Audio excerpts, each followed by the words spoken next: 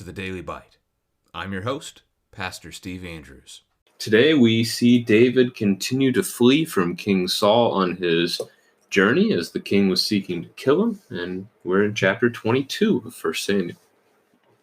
David departed from there and escaped to the cave of Adullam, and when his brothers and all his father's house heard it, they went down there to him.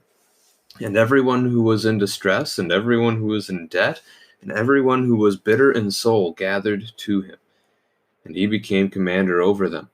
And there were with him about 400 men. And David went from there to Mizpah of Moab. And he said to the king of Moab, "Please let my father and my mother stay with you, till I know what God will do for me." And he left them with the king of Moab, and they stayed with him all the time that David was in the stronghold. Then the prophet Gad said to David, "Do not remain in the stronghold. Depart and go into the land of Judah." So David departed and went into the forest of Hereth. Now Saul heard that David was discovered, and the men who were with him. Saul was sitting at Gibeah under the tamarisk tree on the height with his spear in his hand, and all his servants were standing about him.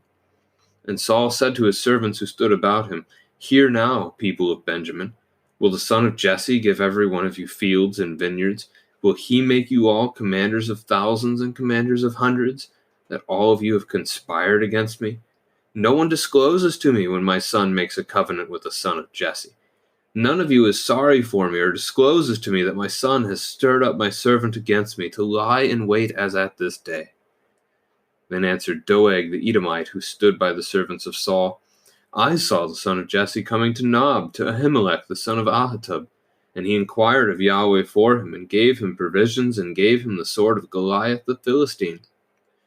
Then the king sent to summon Ahimelech the priest, the son of Ahitub, and all his father's house. The priests who were at Nob, and all of them came to the king. And Saul said, "Hear now, son of Ahitub." And he answered, "Here I am, my lord." And Saul said to him, "Why have you conspired against me, you and the son of Jesse, and that you have given him bread and a sword, and have inquired of God for him, so that he has risen against me to lie in wait as at this day?" Then Ahimelech answered the king, "And who among all your servants is so faithful as David, who is the king's son-in-law, and captain over your bodyguard, and honored in your house? Is today the first time that I have inquired of God for him? No. Let not the king impute anything to his servant or to all the house of my father, for your servant has known nothing of all this, much or little." And the king said, "You shall surely die, Ahimelech, you and all your father's house." And the king said to the guard who stood about him, "Turn and kill the priests of Yahweh, because their hand also is with David, and they knew that he fled, and did not disclose it to me." But the servants of the king would not put out their hand to strike the priests of Yahweh. Then the king said to Doeg, "You turn and strike the priests." And Doeg the Edomite turned and struck down the priests, and he killed on that day 85 persons who wore the linen ephod. And Nob, the city of the priests, he put to the sword. Both man and woman, child and infant, ox, donkey, and sheep he put to the sword. But one of the sons of Ahimelech, the son of Ahitub, named Abiathar, escaped and fled after David. And Abiathar told David that Saul had killed the priests of Yahweh. And David said to Abiathar, "I knew on that day when Doeg the Edomite was there that he would surely tell Saul. I have occasioned the death of all the persons of your father's house. Stay with me. Do not be afraid, for he who seeks my life seeks your life. With me you shall be in safe keeping." This is the word of the Lord.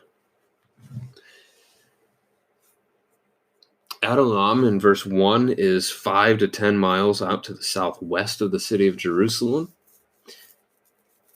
And the forest of Hereth, which we're going to see down in verse 5, that David's going to go to after Moab, that's back here near Adullam, just to the south of it, really, the area just south. In verse 1, David's family gathers to him, but not just David's family. As we look to verse 2, everyone who's in distress, debt, or bitter in soul. So, the poor, the overburdened, the grieving, gather to the king.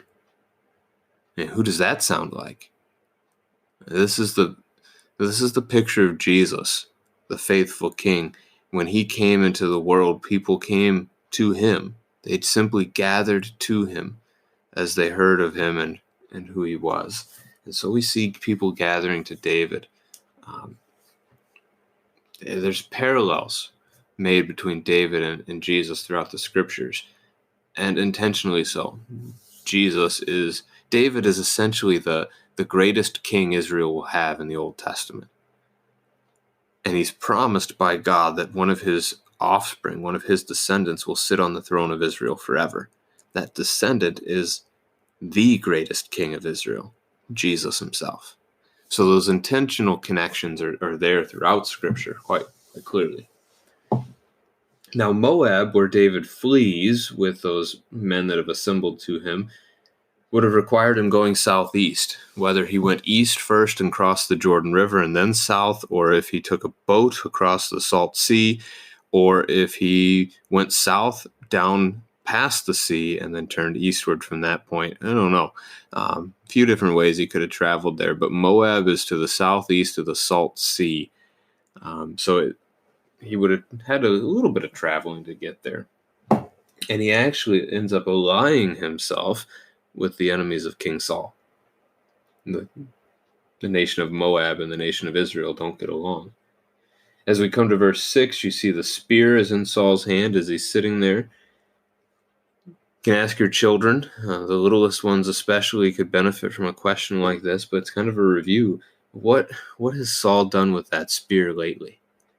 This is the spear he's tried to use to kill David a couple of times, and even his own son Jonathan once, as he threw it across the room at them.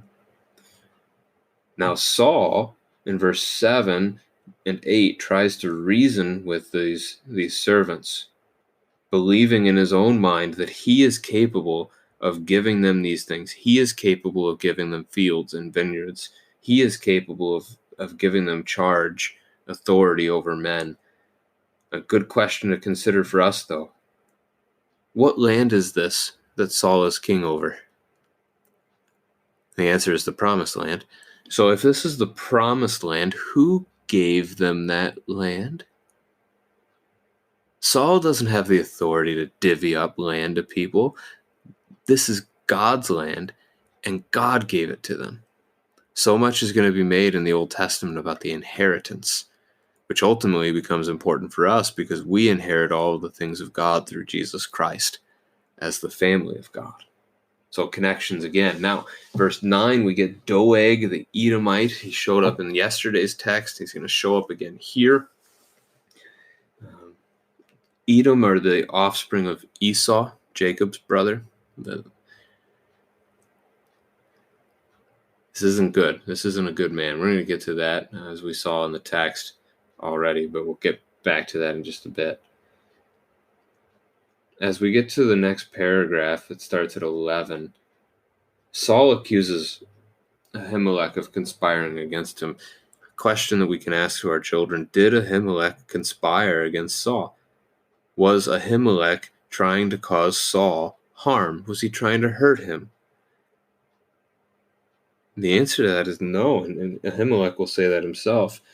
For your servant has known nothing of all this, much or little. Ahimelech is clueless here. He doesn't know what's going on. But he does defend David. Even in the midst of this, he does defend David before Saul the king. Now, Saul doesn't buy it. He doesn't believe Ahimelech and instead orders them killed. Saul orders the murder of God's priests. A terrible crime. Culturally, it would have been viewed that way, certainly as well. And it's why in verse 17, the servants can't do it. The servants of Saul refuse. They cannot bring themselves to kill the priests.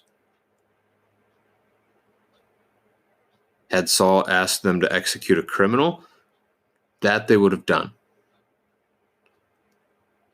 But Yahweh's priests, the ones who do the sacrifices for our forgiveness, the servants couldn't do it. But Doeg could. Doeg's the one that turned him in the first place. And he killed not only Ahimelech, he killed 85 priests that day. And then he went on. He went back to Nob, and he killed everyone. He killed the men and women. He killed the children and the infants. He killed them all. The ox, donkey, and sheep. You can go back and consider chapter 15 here, where God had instructed Saul to put to death all the men, women, and children and all the animals of the Amalekites. God was casting his judgment upon the Amalekites for their unfaithfulness and their attempts to destroy God's people. Saul couldn't follow God's command then. Saul couldn't bring himself to do that then. But now, when it's not God's command, when it suits Saul, now it can happen. You should see the trouble here. Saul is not a servant of the Lord. Saul has lost that way and has gotten all kinds of twisted and evil to him. He went from the humble man that we'd seen before to prideful and arrogant and killing the Lord's people. Then verse 20, we learn that one of Ahimelech's children survived, a man named Abiathar, who then is really kind of foisted into the role of high priest moving forward. David knew. Verse 22, this could just be his guilt speaking, but David seems to have been aware that Doeg would have done some harm to the priests and to the people of Nob. Question we can ask our children on that verse, or we can consider for ourselves, discuss as a family. What could David have done? He's taking the blame here, but what could he have done? Now, we could talk about past tense things, how he could have tried to protect them by leaving, not stopping there in the first place, trying to deal with Doeg at that point. There are things he could have done in the past, but even now, at this point, he's got a priest in front of him. He could have put that guilt before the Lord. He could have confessed. He could have offered up a sacrifice through Abiathar, but that doesn't happen here. Worth noting. We're going to keep going. David's going to go back to battling in the chapter to come.